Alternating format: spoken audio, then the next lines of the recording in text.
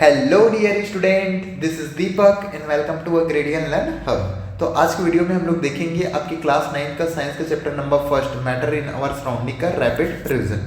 तो चलिए video start करते हैं। तो सबसे फर्स्ट देख लेते हैं मैटर। तो मैटर किसको बोलेंगे? एनीथिंग जिसके पास मास होगा और ये कुछ ना कुछ स्पेस ऑक्यूपाई करेगा, तो इसको सिंपल से क्या बोलेंगे? मैटर बोलेंगे। जैसे कि आपका table, chair, air, water, Honey, ये सब क्या है? आपके मैटर का एग्जाम्पल है। नेक्स्ट देख लेते हैं आपका क्लासिफिकेशन ऑफ मैटर। तो मैटर में फर्स्ट होता है फिजिकल प्रॉपर्टी, सेकेंड होता है केमिकल प्रॉपर्टी। तो सबसे फर्स्ट देख लेते हैं आपका फिजिकल नेचर ऑफ मैटर। तो जो भी आपकी मैटर होते हैं ये पार्टिकल से फॉर्म हुए रहते हैं, और जो भी मैटर का टाइनीएस्ट पार्टिकल है इसको क्या बोलते हैं? आपका एटम बोलते हैं। इसको हम लोग नॉर्मली आई से नहीं देख सकते। नेक्स्ट देख लेते हैं जो भी पार्टिकल ऑफ मैटर होते हैं ये कितने स्मॉल होते हैं। तो ये पार्टिकल ऑफ मैटर क्या होते हैं? वेरी स्मॉल होते हैं। इसको ओनली इवन पावरफुल माइक्रोस्कोप के थ्रू देख सकते हैं। जो पार्टिकल ऑफ मैटर होते हैं ये हमारे इमेजिनेशन के बियॉन्ड होते हैं। नेक्स्ट देख लेते हैं आपके इंपॉर्टेंट कैरेक्टरिस्टिक देख लेते हैं पार्टिकल ऑफ मैटर की। तो जो भी पार्टिकल ऑफ मैटर होते हैं ये वेरी स्मॉल होते हैं। पार्टिकल ऑफ मैटर के बीच में स्पेस होते हैं। Particle of matter continuously moving करते हैं। पार्टिकल ऑफ मैटर एक दूसरे को अट्रैक्ट करते हैं। तो चलिए सभी पॉइंट को वन बाय वन देख लेते हैं। तो सबसे फर्स्ट देख लेते हैं पार्टिकल ऑफ मैटर के क्या होते हैं? आपके वेरी स्मॉल होते हैं। इसको एक्टिविटी के थ्रू देखते हैं। तो सबसे पहले क्या करेंगे? 2 to 3 क्रिस्टल लेंगे पोटेशियम परमैंगनेट का। इसको 100 ml वाटर में क्या करेंगे? डिसॉल्व कर देंगे। अब उसके बाद जो सॉल्यूशन फॉर्म हुआ उसका 10 ml लेंगे और इसको 90 ml क्लीन वाटर में डिसॉल्व कर देंगे। फिर इसमें का सॉल्यूशन का क्या करेंगे? 10 ml लेंगे और उसको 90 ml क्लीन वाटर में डिसॉल्व करेंगे।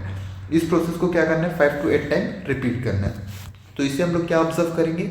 जो अभी भी देखेंगे तो मैनी डिल्यूशन के बाद भी क्या है? जो आपका वाटर का कलर हमें विजिबल हो रहा है। इससे क्या कंक्लूजन निकलता है कि जो फ्यू क्रिस्टल था इसने क्या कर दिया? अलॉट ऑफ वाटर को कलर कर दिया। इससे क्या कंक्लूजन निकला कि जो आपकी 2 to 3 क्रिस्टल था पोटेशियम परमैंगनेट का, इसमें क्या था? मिलियन ऑफ टाइनी पार्टिकल्स थे। ये क्या होता है? जो पार्टिकल ऑफ मैटर होते हैं इनक्रेडिबली स्मॉल होते हैं। नेक्स्ट कैरेक्टरिस्टिक देख लेते हैं पार्टिकल ऑफ मैटर के। तो पार्टिकल ऑफ मैटर क्या होता है? इनके बीच में स्पेस होता है। तो ये क्या करता है? वेरी करता है आपकी स्टेट ऑफ मैटर में। जैसे कि आपका सॉलिड है तो उसमें क्या होगा? लीस्ट स्पेस होगा। जैसे गैस है तो उसमें मोस्ट स्पेस होगा। इसको एक्टिविटी के थ्रू देखते हैं। सबसे पहले एक बीकर लेंगे। बीकर में क्या करेंगे? अराउंड 50 ml वाटर लेंगे और उसको वाटर लेवल को मार्क कर देंगे। अब इसमें क्या करेंगे? शुगर या फिर सॉल्ट को ऐड करेंगे और इसको स्ट्रिगिंग करेंगे। जब भी लाएंगे तो इससे देखेंगे कि जो वाटर में, अब देखो इसमें कुछ स्पून क्या किया? शुगर या फिर सॉल्ट ऐड किए। दैट मीन्स जो वाटर लेवल है ये इसको इंक्रीज होना चाहिए था, बट एक्चुअली में यहाँ पे वाटर लेवल इंक्रीज नहीं होता। तो एक्चुअली में यहाँ होता क्या है? जो शुगर या फिर सॉल्ट के पार्टिकल्स होते हैं वो वाटर पार्टिकल्स के बीच में गैप होता है उसको क्या कर देते हैं? फिल कर देते हैं, जिसके रीजन से जो वाटर लेवल है ये राइज नहीं करता। ये क्या प्रूव करता है कि जो भी पार्टिकल ऑफ मैटर होते हैं उनके बीच में क्या होता है? स्पेस होता है। नेक्स्ट कैरेक्टरिस्टिक देख लेते हैं कि जो पार्टिकल ऑफ मैटर होते हैं ये क्या करते हैं? कांस्टेंट मोशन करते हैं। मतलब जो पार्टिकल ऑफ मैटर होता है ये ऑलवेज मोशन करेगा, बट सॉलिड में क्या होता है? लीस्ट स्पेस होता है, जिसके रीजन से जो पार्टिकल ऑफ मैटर है ये जस्ट वाइब्रेट कर पाते हैं। जबकि जो गैसेस होता है इसमें क्या होता है? फ्रीली हाई स्पीड के साथ मूव कर सकते हैं। इसको अब एक्टिविटी के थ्रू देख लेते हैं। जैसे आपका परफ्यूम का स्मेल है, जो फूड को कुक करते हैं उसका स्मेल है, इंस्टेंट स्टिक का स्मेल है। तो इनकी स्मेल के क्या करते हैं? इनके पार्टिकल्स क्या करते हैं? एयर के पार्टिकल्स के साथ मिक्स करते हैं और मूव करते हैं। इससे क्या जिसके रीजन से क्या होता है? इसका जो स्मेल है, इवन हम लोग थोड़ी डिस्टेंस पे भी रहेंगे तो इसका स्मेल आ जाता है। इससे क्या प्रूफ होता है कि जो पार्टिकल ऑफ मैटर है ये कंटिन्यूसली आपका मोशन करता है। नेक्स्ट देख लेते हैं डिफ्यूजन। तो डिफ्यूजन एक्चुअल में होता क्या है? तो एक टाइप का सब्सटेंस का अनदर सब्सटेंस के साथ मिक्स होना, जो पार्टिकल ऑफ मैटर के मोशन के रीजन से। तो इस प्रोसेस को क्या बोलते हैं? आपका सिंपल सा डिफ्यूजन बोलते हैं। अब जो डिफ्यूजन है ये आपके गैसेस में फास्ट होता है, जबकि सॉलिड में क्या होता है? आपका लीस्ट लोएस्ट होता है। नेक्स्ट देख लेते हैं काइनेटिक एनर्जी। तो देखो सिंपल से जो पार्टिकल्स के मोशन के रीजन से जो उसके पास एनर्जी आता है उसी एनर्जी को सिंपल से क्या बोलते हैं? काइनेटिक एनर्जी बोलते हैं। और काइनेटिक एनर्जी के रीजन से क्या होता है? जो आपका रेट ऑफ डिफ्यूजन है ये भी इंक्रीज हो जाता है। उसके बाद नेक्स्ट देख लेते हैं characteristic of particle of matter का। नेक्स्ट कैरेक्टरिस्टिक क्या देखते हैं? जो पार्टिकल ऑफ मैटर होते हैं ये एक दूसरे को अट्रैक्ट करते हैं। इसके लिए क्या लेंगे? एक आयरन नेल लेंगे, चौक लेंगे और पेन लेंगे और सभी को क्या करेंगे? ब्रेक डाउन करने का ट्राई करेंगे। हम लोग देखेंगे कि जो चौक होता है उसको हम लोग इजीली ब्रेक डाउन कर सकते हैं। पेन को हम लोग थोड़ा सा एफर्ट, इसमें थोड़ा मोर एफर्ट लगाना पड़ेगा और इसको ब्रेक डाउन कर सकते हैं। बट जो आयरन नेल्स है इसको हम लोग नॉर्मली हैंड से ब्रेक डाउन नहीं कर सकते। तो इसमें हो क्या रहा है? जो चौक है, चौक के पार्टिकल्स के बीच में क्या होता है? फोर्स ऑफ अट्रैक्शन लेस होता है, जिसके रीजन से इसको इजिली हम लोग ब्रेक डाउन कर सकते हैं। जबकि पेन में क्या होता है? थोड़ा सा हाई होता है, जिसके रीज़न से उसको ब्रेक डाउन करने में हमें थोड़ा सा एफर्ट लगाना पड़ता है। जबकि जो एराइडनेस होते हैं इसमें बहुत ज़्यादा जो इंटरमॉलिक्यूलर फोर्स होते हैं वो हाई होते हैं, जिसके रीज़न से हम लोग इसको ब्रेक डाउन नहीं कर सकते। तो ये सिंपल से क्या था कि जो पार्टिकल ऑफ मैटर क्या करते हैं, एक दूसरे को अट्रैक्ट करते हैं। इसी को एक अनदर एक्टिविटी के थ्रू देखते हैं, जैसे नॉर्मल हैंड है। नॉर्मल हैंड को हम लोग एयर में अगर मूव करेंगे तो इजिली मूव कर सकते हैं, क्योंकि जो एयर के पार्टिकल्स हैं इनके बीच में फोर्स ऑफ अट्रैक्शन लेस होते हैं। ये सेम चीज़ अगर हम लोग वाटर के इनसाइड में करेंगे हैंड को मूव करने के लिए, तो हम लोग को थोड़ा सा एफर्ट लगाना पड़ेगा। ये क्या प्रूव करता है कि जो वाटर के पार्टिकल ऑफ मैटर होते हैं इनके बीच में क्या हो जाएगा, आपका थोड़ा फोर्स ऑफ अट्रैक्शन हाई रहेगा एज कम्पेयर टू एयर। तो ये आपका शो करता है। नेक्स्ट देख लेते हैं स्टेट ऑफ मैटर। तो मैटर में डिफरेंट क्या क्या स्टेट होता है उसको देख लेते हैं। सॉलिड, लिक्विड और गैस ओनली अभी आपके 3 स्टेट में एग्जिस्ट करते हैं। नेक्स्ट देख लेते हैं प्रॉपर्टी, देख लेते हैं सॉलिड, लिक्विड और गैस की। तो सबसे फर्स्ट प्रॉपर्टी होता है आपका स्पेस बिटवीन पार्टिकल्स। तो पार्टिकल्स के बीच में स्पेस क्या होता है, तो सॉलिड में क्या होता है, वेरी लिटिल स्पेस होता है। लिक्विड में क्या होता है, मोर स्पेस होता है सॉलिड के कंपैरिजन में, बट लेस स्पेस होता है एस गैसेस के कंपैरिजन में। और गैसेस में क्या होता है, आपके जो भी पार्टिकल्स है एक दूसरे से बहुत दूर होते हैं। उसके बाद नेक्स्ट देख लेते हैं फोर्स ऑफ अट्रैक्शन। तो सॉलिड में वेरी स्ट्रॉन्ग होता है, आपके लिक्विड में क्या होता है, लेस होता है, जबकि गैसेस में लीस्ट होता है, नेग्लिजिबल होता है। Next particle arrangement. तो सॉलिड में क्या होता है, क्लोजली पैक्ड होता है, लिक्विड में आपका लूजली पैक्ड होता है, और गैसेस में वेरी लूजली पैक्ड होता है। नेक्स्ट शेप देख लेते हैं। सॉलिड का शेप फिक्स्ड शेप होता है, लिक्विड क्या कर सकता है, कंटेनर का शेप ले सकता है, और ये गैसेस भी क्या कर सकता है, कंटेनर का शेप ले सकते हैं, मतलब इसका कोई डेफिनेट शेप नहीं होता। Next volume. तो सॉलिड का वॉल्यूम फिक्स्ड होता है, गैसेस का भी वॉल्यूम फिक्स्ड होता है, बट आपका जो लिक्विड का वॉल्यूम फिक्स्ड होता है, जबकि गैसेस का कोई भी डेफिनेट वॉल्यूम नहीं होता। ये किसी भी कंटेनर को फिल कर सकता है। Next compressibility. जो सॉलिड होता है ये क्या होता है, कैन नॉट कंप्रेस्ड, जबकि लिक्विड को क्या कर सकते हैं, हल्का से कंप्रेस कर सकते हैं, मतलब नेग्लिजिबल होते हैं, इसको भी कंप्रेस नहीं कर सकते। जबकि गैसेस को क्या कर सकते हैं, सबसे इजीली कंप्रेस कर सकते हैं। Next kinetic energy. जो सॉलिड है इसमें लो कैनेटिक एनर्जी होगा, जबकि लिक्विड के पार्टिकल्स के पास हाई कैनेटिक एनर्जी होता है, और उसके बाद जो गैसेस होता है इसमें के पार्टिकल्स के पास मैक्सिमम कैनेटिक एनर्जी होता है। Moment of particles. जो भी पार्टिकल्स होते हैं तो सॉलिड में क्या होते हैं, वाइब्रेट होते हैं, लिक्विड में क्या कर सकते हैं, मूव कर सकते हैं, जबकि गैसेस में क्या कर सकते हैं, फ्रीली मूव कर सकते हैं। जैसे एग्जांपल, सॉलिड के एग्जांपल है आइस और आयरन, लिक्विड के एग्जांपल है वाटर और ऑयल, और गैसेस के एग्जांपल है एयर और हीलियम। नेक्स्ट देख लेते हैं आपका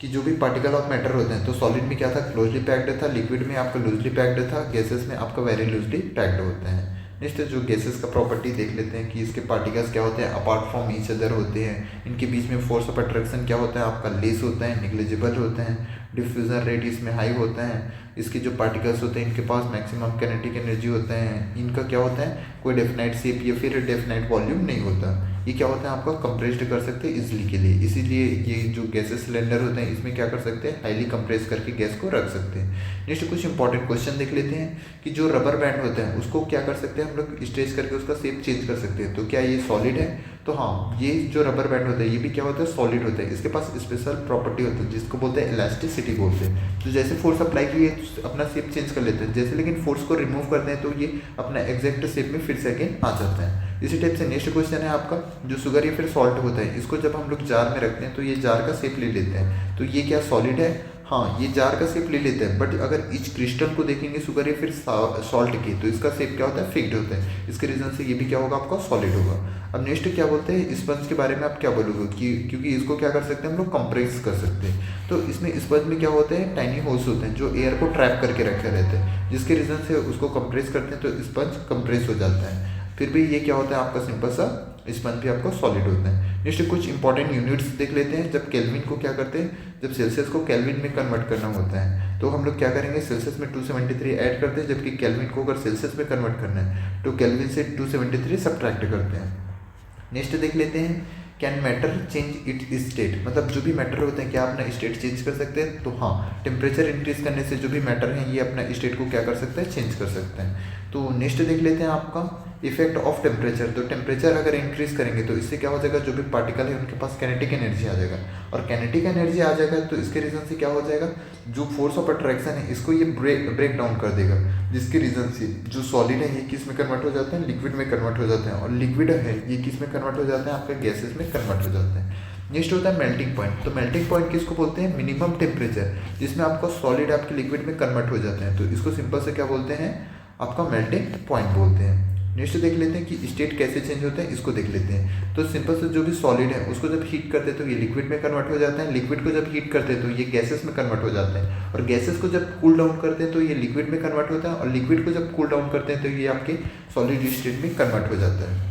तो इसी को बोल रहे हैं जो सॉलिड है, सॉलिड को जब हीट करेंगे तो ये लिक्विड में कन्वर्ट हो जाएगा, तो इस प्रोसेस को क्या बोलते हैं, फ्यूजन। और लिक्विड का आपका गैस में कन्वर्ट होना को बोलते हैं इवोपरेशन, और गैस का आपका लिक्विड में कन्वर्ट होने के प्रोसेस को बोलते हैं कंडेंसेशन, और आपका लिक्विड को सॉलिड में कन्वर्ट होने के प्रोसेस को बोलते हैं सॉलिडिफिकेशन।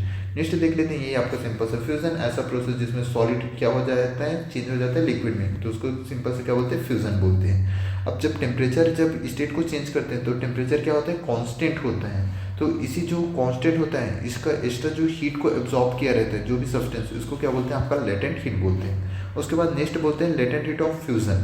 तो 1 kg आपको सॉलिड को लिक्विड में कन्वर्ट करने के लिए जितना एनर्जी का रिक्वायरमेंट होता है तो उसको क्या बोलते हैं, आपका लेटेंट हीट ऑफ फ्यूजन बोलते हैं। नेक्स्ट देख लेते हैं बॉइलिंग। तो बॉइलिंग सिंपल से क्या होता है, वाटर का आपका टेम्परेचर इंक्रीज करना। तो सिंपल सा बॉइलिंग पॉइंट क्या हो जाएगा, मिनिमम टेम्परेचर जिसमें लिक्विड क्या हो जाएगा, आपका गैसेस में कन्वर्ट होना स्टार्ट हो जाएगा, तो इसको क्या बोलते हैं, आपका बॉइलिंग पॉइंट बोलते हैं। नेक्स्ट देख लेते हैं लेटेंट हीट ऑफ वेपराइजेशन। तो लेटेंट हीट ऑफ वेपराइजेशन क्या है, किसको बोलेंगे, 1 kg लिक्विड को गैस में कन्वर्ट होने के लिए जितना एनर्जी का रिक्वायरमेंट होगा तो इसको सिंपल से क्या बोलेंगे, लेटेंट हीट ऑफ इवेपराइजेशन बोलेंगे। नेक्स्ट होता है सब्लिमेशन। सब्लिमेशन किसको बोलेंगे, जब solid without a changing a liquid ये किस में कन्वर्ट हो जाता है, गैस में कन्वर्ट हो जाता है, तो इसको सिंपल से क्या बोलते हैं, सॉलिडिफिकेशन बोलते हैं। जैसे आपका एग्जाम्पल होता है ammonium chloride, iodine, camphor, naphthalene ball, dry ice, ये सभी क्या है, आपका सब्लिमेशन इसमें होता है। नेक्स्ट है डिपोजिशन। डिपोजिशन क्या होता है, जस्ट अपोजिट होता है, जब गैस डायरेक्टली चेंज हो जाता है सॉलिड में विदाउट अ चेंजिंग लिक्विड, तो इसका एग्जांपल याद रख सकते हो, इसका भी ड्राई आइस होता है। उसके बाद नेक्स्ट देख लेते हैं, आपका जो सॉलिड होता है ये मेल्ट करते हैं, जब सॉलिड को क्या करते हैं, मेल्ट करते हैं, तो उसका टेम्परेचर क्या रहता है, रिमेन सेम रहता है। तो जो एक्स्ट्रा हीट एनर्जी है ये कहाँ चला गया, ये आपको बताना है। तो सिंपल से यहाँ पे होता क्या है, जैसे एग्जांपल के लिए लेते हैं, एक क्या लेते हैं, बीकर लेते हैं, इसमें क्या लेते हैं, थोड़ा सा आइस लेते हैं, और इसको जब बर्नर्स की हेल्प से क्या करते हैं, जब हीट करते हैं, तब हीट करते हैं तो ये जो एक्स्ट्रा हीट है इसको क्या कर लेता है, जो आइस का क्यूब है ये मेल्ट होने पे यूज़ कर लेते हैं, मतलब जो एक्स्ट्रा हीट रहते हैं उसको क्या कर लेते हैं, एब्जॉर्ब कर लेते हैं आइस क्यूब, जब तक कि ये कम्प्लीटली मेल्ट नहीं हो जाएगा, इसका टेम्परेचर राइज नहीं होता। इसी रीज़न से क्या होता है, जब कोई भी सब्सटेंस अपना स्टेट चेंज करता है तो उसका टेम्परेचर राइज नहीं होता, क्योंकि वो अपने जो भी एक्स्ट्रा हीट है उसको क्या कर लेता है, अपना स्टेट को चेंज करने में यूज़ कर देते हैं।